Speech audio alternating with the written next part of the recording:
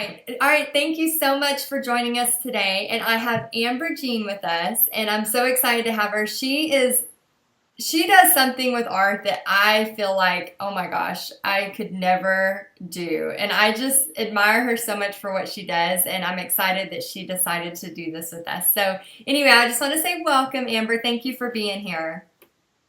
Well, thank you for having me. And you know, the whole point of this online event is just to kind of spread the word to as many people as we can that art can enrich everyone's life, even if you don't feel like you're that typical artist and that person who draws a perfect, portrait or paints a perfect picture. So, I just love, what you bring to this, and I'm excited to kind of share with everyone about you. So, anyway, can you tell us a little bit about you and what you do? Sure. Well, first off, I have to say that I'm far from doing anything perfect. I think that's a really good place for anybody who wants to think about making art of any sort, is that's the last place or the last way you should think or feel is this idea of perfection, because it's just really, my journey hasn't been that. And as far as how I became an artist, is that what you were just asking me about? Yeah, well, actually, kind of what you do with your art right now. Oh, all right. So I'm a sculptor. I do two-dimensional work as well, but mostly I do large scale carved with wood and steel and glass contemporary type pieces. I've been a full-time artist for over, I say 20 plus years, but I'm not even sure how big that plus is anymore. I think it's pretty big plus. So. Yeah, your stuff is so amazing. I mean, it's like giant trees that you've taken and made this beautiful stuff out of it. Right, yeah. The best way to get a really quick glimpse of what I do is if you go to my website and see my TED Talk, because on the TED Talk, there's photos of me in my studio working and how I came to the trees and why they're a big part of my work right now. And it's something that started way back in the beginning, and now I've continued with it.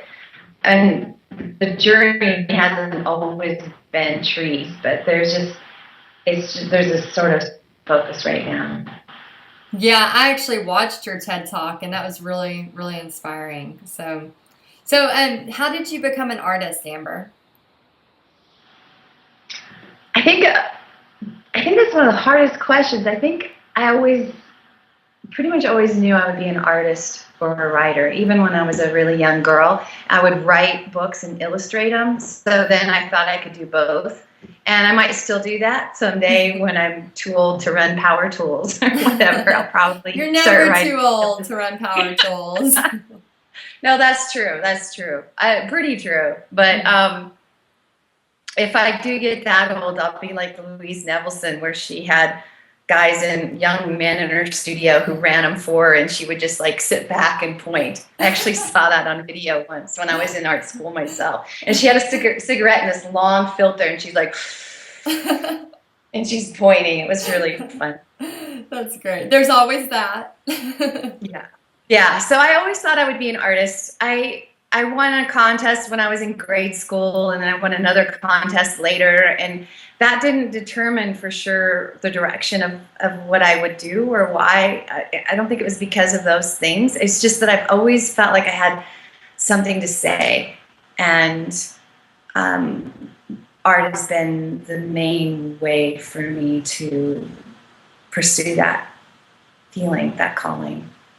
Yeah, when we talked on the phone a few weeks back and you mentioned, about getting the firewood, can you talk Yeah. about that? I love that story. Sure. Well, it's really funny. It's hard to know, the idea of expressing. I think that's the first part of an artist is to want to talk and connect. And the actual materials, the way we work, isn't necessarily. I would have never ever guessed 25 years ago that I would be working in tall trees right now. Wouldn't have had any clue. But that, I guess maybe about 25 years ago, I was a student putting myself through school. I was studying art.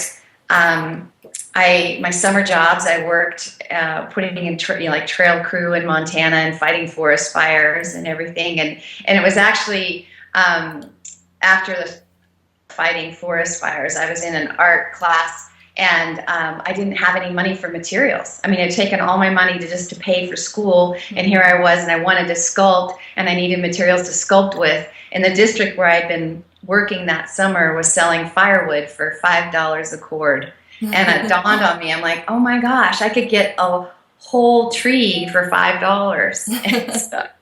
So I went out with some smoke jumper buddies, and I bought a $20 permit, and we harvested some big trees. And then I got a Greyhound bus ticket to Seattle to buy some carving tools, because Ace Hardware in Bozeman, Montana just didn't carry really good carving chisels at the time, and the internet didn't exist, so you couldn't go online, and I wanted to feel the tools, and I really knew nothing. And I got on a bus and found myself on the West Coast and tool shopping. And then I went and looked at big totems and Native American art. And I had this $100, which I was able to purchase 4 chisels and 1 big mallet. And then I got back on the bus and came home and started whacking away at wood. That's so cool, because, there's so many people that think, oh, I can do this when I have money, or I can do this when I have space, or I can do this when I have more time. And the people that, really just, if they want to do it, it doesn't matter. I mean, I remember one time when I was young, we didn't have any paintbrushes, and I think I used an old toothbrush to like paint stuff on this dresser. Yeah, right. I mean, you find it. Like, if you're wanting to create that bad or do something that bad, you'll find a way, regardless of money or resources. Exactly. And that's the whole thing, is just to do that, to pursue that feeling, whatever it is that you're calling. Like I said before, I had no idea that I would be working in trees now. And there's a whole bunch of my journey between then and now that didn't involve trees, but did involve wood. And I've worked with a lot of other materials, and I work it in with my wood, but I wouldn't have, it was something I could use at that time, and it called to me, and it was cheap enough that I got into it. And I'm so glad. Yeah, and I know you work with trees now, and you're a sculptor and do all that. Is that your favorite thing to do in the art world, or do you have other? I know you mentioned briefly about maybe writing a book or something like that. Is there like maybe a favorite art medium for you? An art medium? Well, that's really tough, because I really do love playing with all different materials, and I kind of have a knack for them. I have even carved giant sculptures out of chocolate for Nestle. It's like, whatever it is, I'm happy to do it. It's all good. Wood is really compels me, but lately I've been pushing the material more, and I love metal, and I studied some metal work and metals, and so I know a lot about patinas and metal work, and I've been playing with the surface so they kind of transform. So I've been manipulating after the chisel marks go on the wood, layering metallic type powders in with my stain so that they reflect light, so they almost look like hammered metal. So I'm really interested in materials, but I also like transcending beyond them, or kind of mixing them and creating illusions. That's kind of where I'm at right now. And I guess three-dimensional still compels me probably more than two-dimensional, although I draw, and I don't paint all the time, unless it's like a fundraiser, and then all of a sudden I'm in front of a huge crowd painting. Like a quick draw or something, because you can't really quick sculpt. Yeah. So. Yeah. Do you do fundraisers? How do you do that with painting? Well, there's different kinds. I mean, there's sort of a format that some museums and different art world functions use. They call it a quick draw. So they'll invite a number of artists who will be drawing or painting for an hour on a stage, or while people are having cocktails or something like that, and then they'll auction off what they created during that hour. Usually, it's not always an hour. It can be 2 hours. It can be whatever. For the past couple of years, I've participated in one where we change mid-canvas with other artists. So we're sort of like switching and painting on each other's canvases, and then we come back to our own canvas. And I think that's really interesting. But a lot of artists, that is not in their comfort zone. But I think it's a really great, interesting way. And people are so fascinated with the process. So it's just a lot of the ways that artists are tapped into a lot for fundraisers, like to donate their art. And there's so much that can be said just about that alone for new artists, as far as what side of that camp to be on. But to do a live thing like that really helps. I like that because of the inspirational factor. Oh my gosh, that's so fun, because it kind of takes the pressure off of your final piece, because you know you're going to move on and add to something else somebody's created. So that would be so cool. So speaking of inspiration from others, who inspires you, Amber?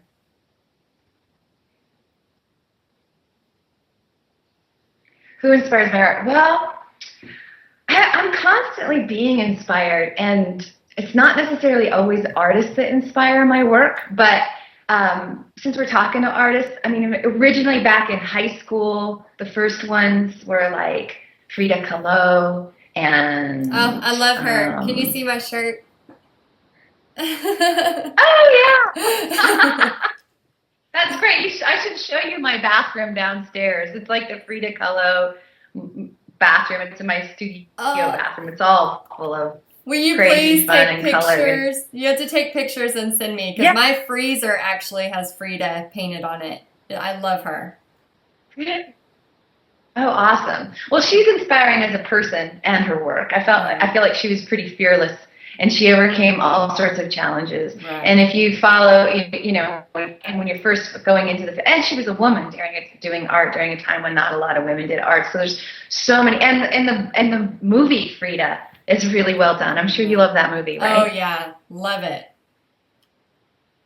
Yeah. So I've got a lot of her autobiographies and like letters that she's written and stuff. And then the other artists that influenced me, maybe it was the women artists earlier, but like Louise Nevelson was in work when there weren't any female sculptors, and of course Georgia O'Keeffe and Louise Le Bourget. I'm not exactly sure how you say her last name, but she was so innovative through her whole life. So, and those happen to be all women artists. There's men artists, and I think of those maybe later, more like Francisco Clemente and Henry Moore. I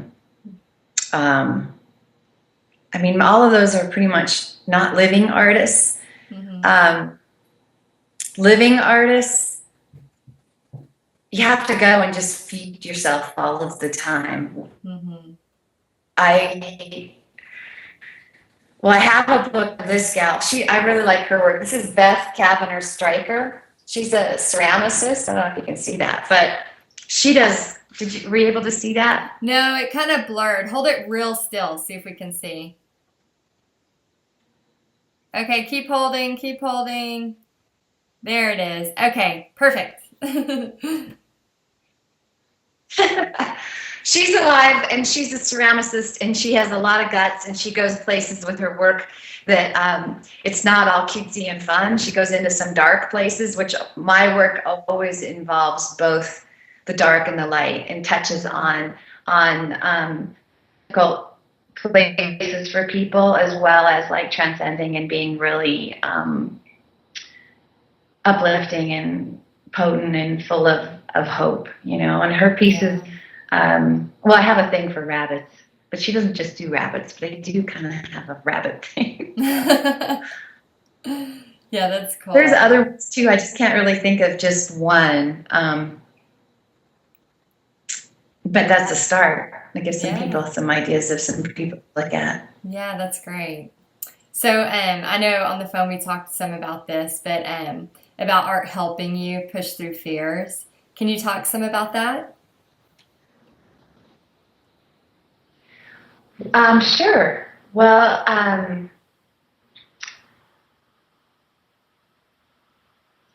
I don't know if it's so much if art helps me push through fear, but it's something that I'm constantly confronting in art. And so then I've had to learn ways to push through fear in order to continue. And I feel like the best art that I've created is the art that where I've allowed myself to be in uncomfortable places, where I've been open and vulnerable and pushed through despite doubt and fear and that kind of thing. So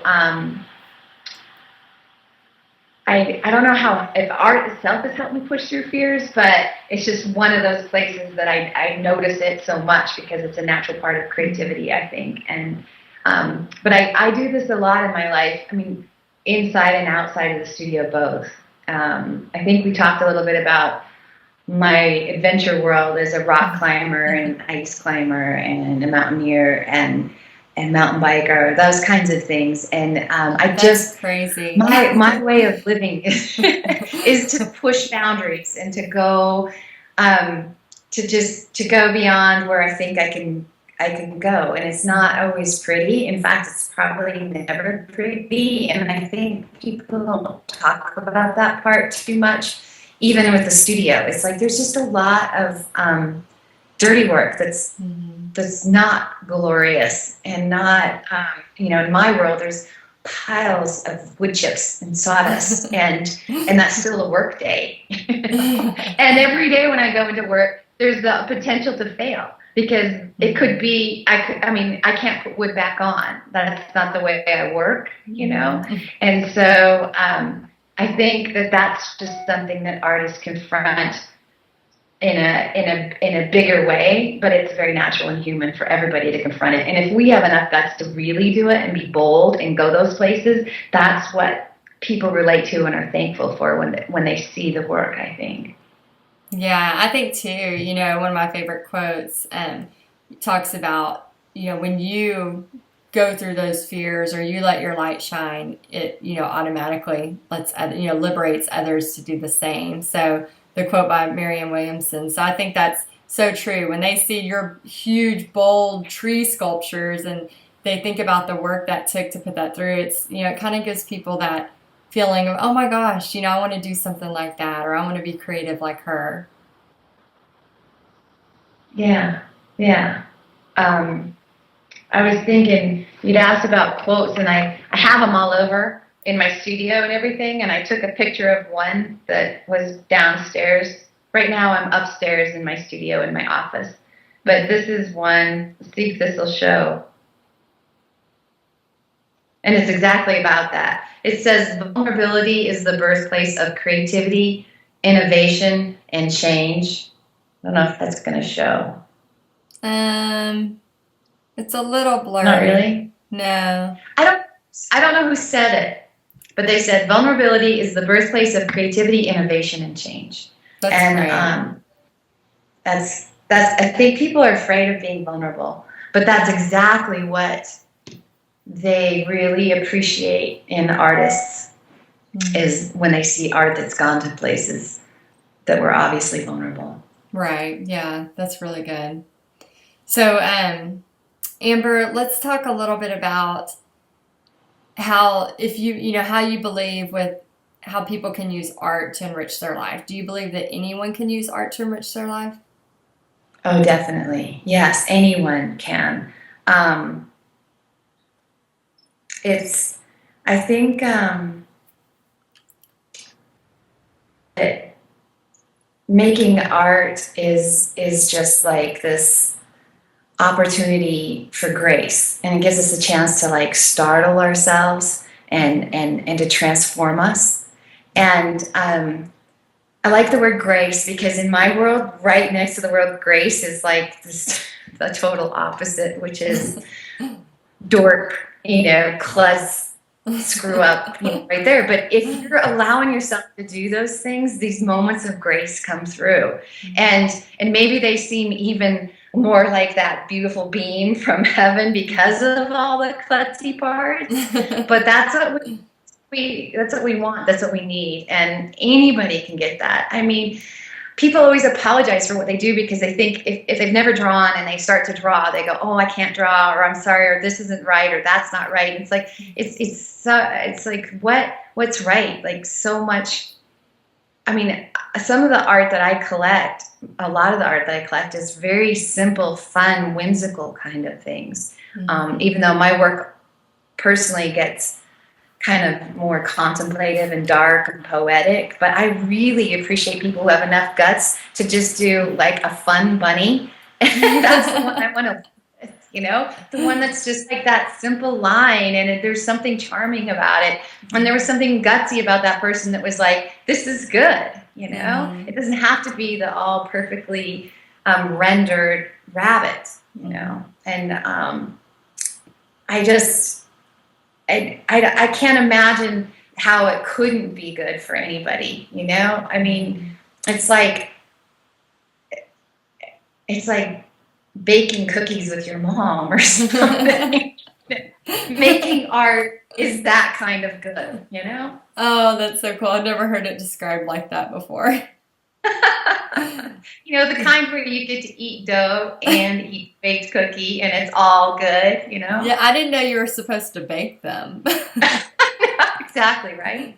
Yeah, I like what you said because, at the very beginning of this, as I'm introducing you, immediately I'm thinking, that fear comes in. Oh, you do this style of art that I could never do with the trees. Well, I've just never tried it. Maybe I can. It's like that. I think some of us think that way where I do the cutesy more stuff. That's kind of my style. So I think, people just got to stop going, I can't do that. Well, have you ever tried? Start small. You don't have to like go grab a tree, like you did. I know, right? I mean, is it really a bad chocolate chip cookie? You know what I mean? It's like, no, I mean, even just the process. So let's say you burn the cookies. Let's say it went south. Let's say you put in salt and, the amount of salt instead of flour. And so you end up with like whatever. It's like, it's the process and the joy and what comes of being in the kitchen with your mom making cookies, or alone making cookies. It's like, all of that is part of it, and that is all what's so good for us. And that's why I encourage people to make messes. Just go and make messes and giggle about the messed up cookies, the ones that were this big and flat and didn't work, and go ahead and take the ones that are like end up hard as rocks and toss them out and laugh about what that does, and you never know what that might lead to. That rock, that cookie tossing might lead to the next great idea. I don't know. Yeah. So it's like, it's all legal, and somehow we make these rules, or we think that they're there, and they're not. They're just so not. You just have to like shush the voices and play. Yeah, that's the beauty of art. There are no rules. I love that. So what advice would you give somebody? I know you just kind of said, just leave the rules behind and play. But what would you, like, if somebody came up to you and said, hey, I've never done art before and I need a step one, what would you tell them?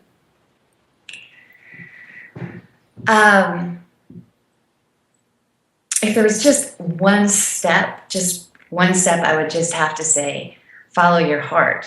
And that sounds just too big, because it's maybe not a step, but that step is so different for everybody, If they said, I've always wanted to draw, then I would say, get some charcoal. Or, some people need to sign up for a class. Some people, if they came up to me and they said, I've always wanted to draw and I happened to be next to a campfire, I would grab a stick and we would use that charcoal and we would just draw because you just don't need to like get perfect paper and draw, So I would just say, follow your heart. Like if they say I've always wanted to do this, what do I do? A class is a good place to start. But that's not necessary. Mostly it's just like whatever it is, you just have to like go ahead and get, you have to take that. You just have to take that step. You might not know what it is. Like, does that make sense? Yes, totally. Yeah, and I've talked to so many artists, over the past several weeks, and there's things that, people have come up and that, started art late in life, and I always think, oh my gosh, I'm so glad they discovered it. What if they wouldn't have discovered it? So I'm hoping this message spreads to all people around so they know, you don't have to be this, professional artist to have it enrich your life. So yeah, that totally makes sense. Exactly. And don't think so much about the outcome about the future, Right. Some people might think that they want to draw and that's the first step, and then they might pick up a pencil and absolutely hate a blank piece of paper and not get anywhere with it and find themselves playing with yarn or something. And that's okay. Right. It's just it's a step though, and they might not be playing with yarn if they hadn't picked up a pencil. So it's just like the first step is to take a step. Whatever it is, just quit talking about it and take a step. Just get started. Make a mess. Yeah, that's good. Okay, so you have something to give our viewers. Do you want to talk about your free gift? And I'll have the link attached to this so everybody will be able to get it. But do you kind of want to talk about what you want to offer our viewers? Sure. Well, I'm going to put together a little something about facing our fear and how to find your gumption when you don't have it. So I'm going to put together a little like slideshow with some tips and quotes that'll help people when they feel that bit of a rut and when you're stuck, like whether you're in the studio or you're stuck trying to find yourself, get into it. Okay, so maybe you don't even have a studio, but we're talking about creativity, whatever it is. So I want to help you get unstuck and I want to help you find your gumption. So if you are seeking a bit of gumption, this will be a little PDF file to go to help kind of spur you on. Yeah, I think we're all seeking a little gumption from time to time. Every one of us, even the ones who look like they've got it, they're missing it at moments. So it's okay. That's part of it. Amber, do you have any final thoughts for our viewers today? No, I mean, I could ramble forever about art and the process and the joy and what happens and what I've experienced by just pursuing what I love. But I don't know, I can't think of it as a final thought. I mean, I talked a little bit in the beginning about buying firewood permit because I wanted some material to sculpt with. Mm-hmm. And, I never would have guessed that years later I would be named one of America's top woodworking greats. You know what I mean? Wow. And I just was buying material because it was cheap. I mean, you just can't know that, and just be comfortable with the not knowing. Mm-hmm. and take a step.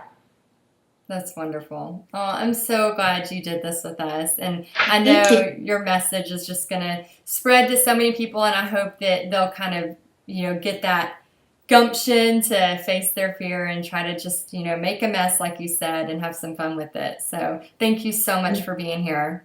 You're so welcome, and I love what you're doing by putting this pool of people together for people. That's like being the cookie maker, Oh. It's great. Oh, well, thank you. Well, I'll put your link so everybody can get it, and we will talk soon. Bye, Amber. Bye. Thank you. Thanks, Heidi. Bye.